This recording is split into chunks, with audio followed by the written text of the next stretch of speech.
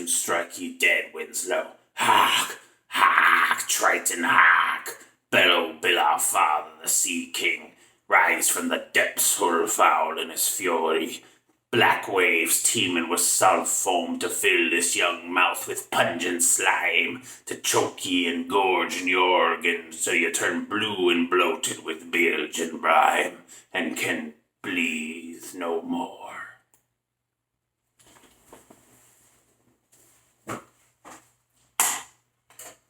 Hi everyone, my name is Michael and I'm here to tell you guys how to do what I just did, present a monologue. I've been in performing arts for over a decade. I've performed in front of cameras, I've performed on stage, I've taught poetry classes and recitation courses at summer camps, so I've done a lot of performing in my time. Today I'm going to teach you how to pick, prepare, and present a monologue, as well as some of the real world applications that these skills can be used for. Now, you may be asking, but Michael, I'm not an actor. How is any of this going to be relevant to me? Well, you don't need to be an actor. The truth is, I've never really considered myself much of an actor. It's something I do for fun, but it's not something I've ever really pursued as any type of vocation. So, don't think of yourself as an actor. It's not necessary. Think of all the advantages that these things can do instead. Perhaps the biggest advantage, and the one that's helped me the most, is killing my anxiety for public speaking, being on stage, being in front of a crowd, all sorts of things. And this didn't happen overnight. When I was in 6th grade, I decided to join the chorus. That way I could be up on stage, but also be blended in with a sea of people. I wasn't the focus. After that, I basically kept along that line. I took small roles in stage plays. I took drama class, just things that got me up in front of a crowd. I took debate, which was another great one. Basically, just getting yourself up there repeatedly is the one way that's going to kill the anxiety. There's no real trick to it. It's just practice and eventually getting over it. Now that I'm able to do that, you can tackle everything from getting on stage to this very class. So let's get to the nitty-gritty. Before performing a monologue, you need to pick a piece. And how do we go about this? Well, the first big piece of advice I give to everyone, and the one thing I want you to take to heart, is to pick a piece that means something to you, that has a personal connection to you that you really like.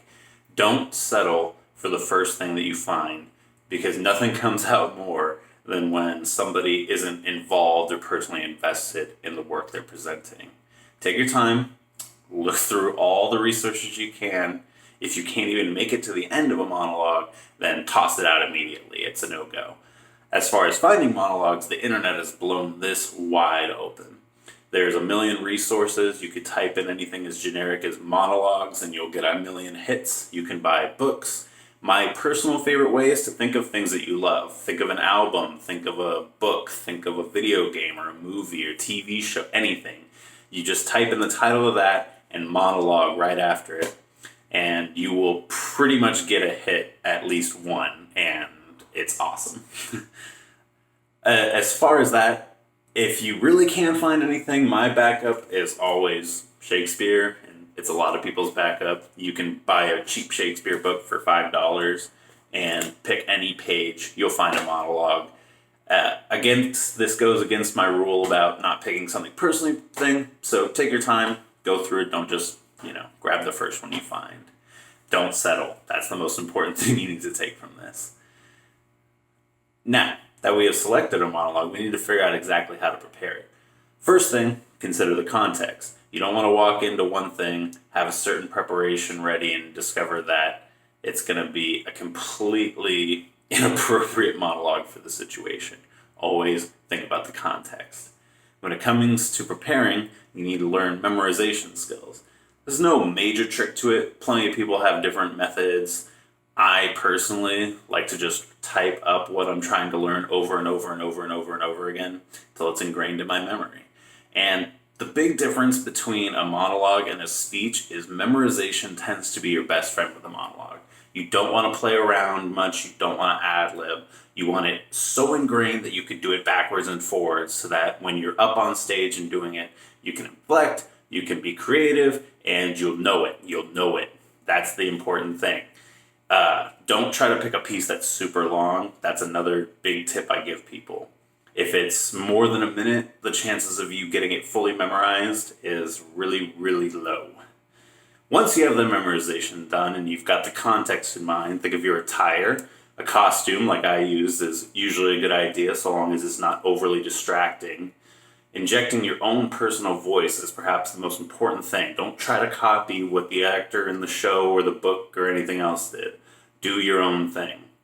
And one of my favorite techniques, getting creative, is to take a two-person scene and change it up to make you're basically talking to yourself. So get creative, be ambitious, don't be afraid to try new things, because that's what's going to stick in people's minds. And honestly, I think doing things personally just makes you less anxious. Now, we have picked our monologue and prepared it. It's time to learn a bit about how to put it all together and put it into practical use. Presenting is often the easiest, the most difficult part, just depending on how much preparation you've put in. If you've prepared, the main point of worry is mostly anxiety, which will eventually subside, as I've said. If you run into trouble during an actual performance, there's a funny trick I learned from friends that's actually applicable here. Joey's smell the fart acting, where you have a prepared, sort of pausing moment where you think about what you were going to say. And it kind of looks like you're smelling a fart. It's funny. Anyway, if you stumble or do something physically accidental, if you're in a situation where you need to be moving, try to actually incorporate that into the performance. Draw attention to it while you're still in character and make it part, and then just get back to right where you were in your speech. Mistakes are the most human thing in the world. Don't let a bad experience stain your confidence or keep you from trying again. Now, I'm hoping each and every one of you is taking a little something from this speech, be it techniques for helping with anxiety or choosing topics for future monologues or speeches, or even if you just learned a little bit about me as a person.